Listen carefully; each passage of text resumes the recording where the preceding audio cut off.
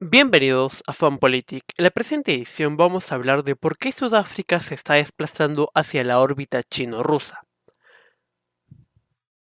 Como se sabe, la Armada de Sudáfrica, como gran parte del país, está en ruinas. Su flota pasa menos de la mitad del tiempo en los mares que hace una década. Tiene pocos barcos en funcionamiento como el resultado de los cortes presupuestarios del gobernante Congreso Nacional Africano. Por lo tanto, tiene sentido que su país le dé la bienvenida a mejores flotas que puedan enseñarle una o dos cosas. Pero la celebración de los ejercicios de la Armada rusa y China el 17 al 27 de febrero no es solo una oportunidad para que los marineros se saluden entre sí, coincidiendo con el primer aniversario de la invasión de Ucrania por parte de Rusia.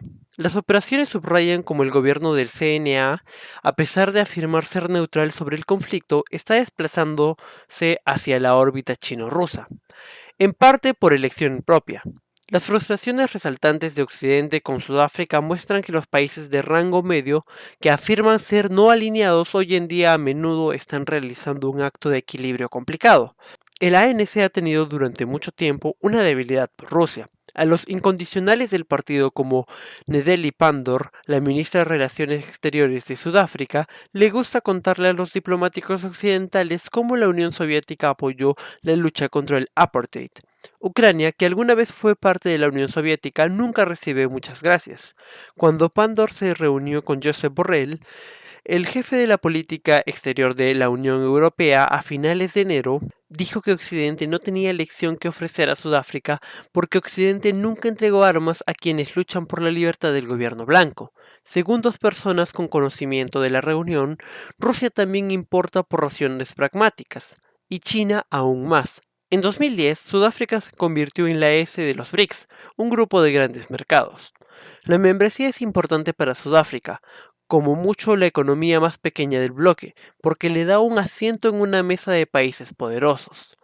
Durante la mayor parte del siglo XXI, Occidente ha entendido el deseo de Sudáfrica de tener las dos cosas. La culpa de su aquiescencia inicial al apartheid moderó la crítica de los países ricos al CNA. Sudáfrica fue la puerta de entrada al resto del continente. Mientras estuvo abierto el comercio, la inversión y los turistas de América y Europa, el ANC recibió un pase. Los países occidentales siguen representando 4 de los 5 principales destinos de la exportación sudafricana. También se representa la mayor parte de la inversión extranjera directa del país y las tenencias internacionales de activos sudafricanos. Pero la guerra en Ucrania ha llamado la atención sobre la aparente no alineación de Sudáfrica. En marzo del año pasado, fue uno de los 26 de los 54 países de África que no logró condenar la invasión de Rusia en la Asamblea General de la ONU.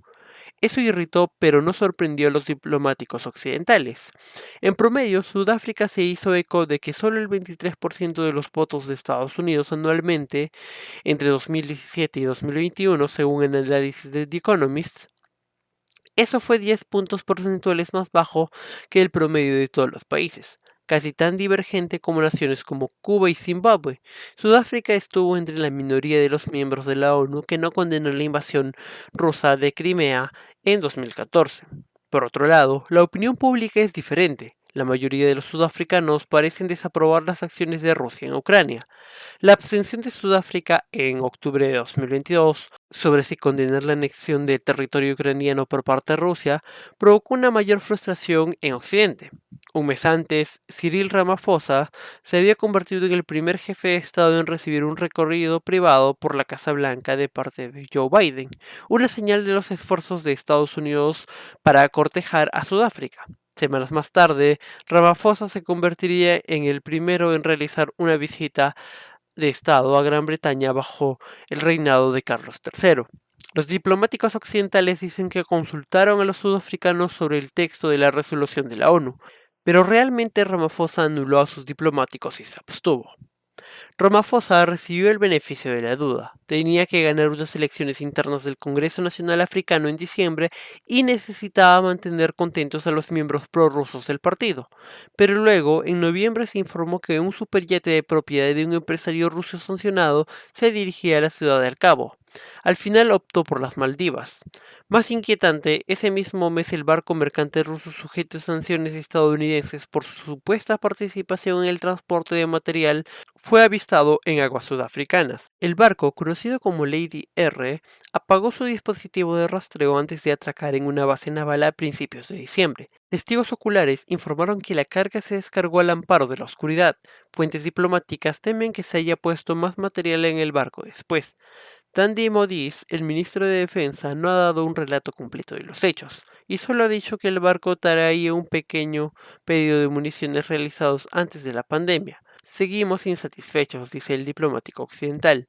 Un portavoz de la señora Modis no respondió a las solicitudes del comentario. Luego, en enero, llegó la visita de Sergei Lavrov. Junto a su homólogo ruso, la señora Pandor dijo que pedía la retirada de Rusia de Ucrania sería simplista e infantil, dada la transferencia masiva de armas que Occidente le había dado a Kiev. También dijo que el bloque de los BRICS debería ser parte de un orden global rediseñado, para deleite de Rusia y China. Ahora están los ejercicios navales. Sudáfrica recibió a Rusia y China en 2019 con menos protesta. Coopera con las armadas occidentales, incluida la de Francia, y recibe regularmente a políticos occidentales, pero alberga un barco ruso adornado con el logotipo a favor de la guerra de Rusia, es decir, la letra Z. En un momento en que las tropas de Putin están masacrando a los ucranianos en el campo de batalla, las acciones del gobierno están llamando la atención sobre los vínculos entre los políticos individuales del CNA y Rusia. En 2021, David Mubasa, el vicepresidente, estuvo más de un mes en Rusia para consultas médicas programadas. Modis, una rara mujer guerrillera del brazo armado del CNA durante la lucha, asistió a una cumbre de seguridad en Moscú en agosto con ministros de defensa de otros 34 países. Los diplomáticos occidentales consideran que comprometerse con ella es una causa perdida. Hay ecos, señala uno, del modus operandi de Rusia en países africanos más frágiles como Mali y la República Centroafricana, donde el grupo Wagner de mercenarios están apuntalando regímenes. Rusia no puede igualar la importancia económica de Occidente para Sudáfrica, pero puede intentar acabar con las élites dóciles, especialmente de aquellas con simpatías antioccidentales. Occidente aún está averiguando cómo responder a los movimientos prorrusos del CNA. A algunos funcionarios les preocupa que hablar o lanzar amenazas empuje a los políticos del CNA más hacia el este. Por otro lado, los diplomáticos señalan que en Sudáfrica lo que puede parecer una conspiración a menudo es una cagada. Los ministerios están aislados. El Ministerio de Relaciones Exteriores desconocía la llegada de Lady R. Pero todos los funcionarios en el terreno están de acuerdo en que defender un enfoque suave del gobierno del CNA en sus respectivas capitales es cada vez más difícil. Algunos en Occidente favorecen una línea más dura. Los senadores estadounidenses preguntan en privado por qué Sudáfrica debería tener términos comerciales preferenciales con Estados Unidos, como lo hace a través de la Ley de Oportunidades y Crecimiento Africano, cuando de facto está apoyando a un enemigo en tiempos de guerras. Algunos funcionarios estadounidenses quieren que sus agencias policiales y de inteligencia observen más de cerca los vínculos de Rusia con las élites africanas corruptas. Los gobiernos occidentales están considerando si advertir a Ramaphosa sobre las consecuencias si asiste a una cumbre Rusia-África prevista para finales de este año. La tragedia es que Sudáfrica necesita toda la ayuda que pueda obtener. No es la única potencia africana de África subsahariana que era en la década de los 2000. Tampoco ha pasado desapercibido que el país se está desmoronando, hay apagones continuos y los grifos se están secando regularmente. Cuando Janet Yellen, la secretaria del Tesoro de Estados Unidos, visitó el mes pasado, hubo que entregar tanques de agua en el lugar donde se hospedaba porque no había agua. El crimen organizado es rampante, sin embargo, justo cuando debería estar acercándose a sus principales fuentes de comercio e inversión, se está alejando. Para los amigos de Occidente, las pretensiones de importancia mundial de Sudáfrica parecen cada vez más ridículas. Su simpatía por Rusia solo lo hace más aún.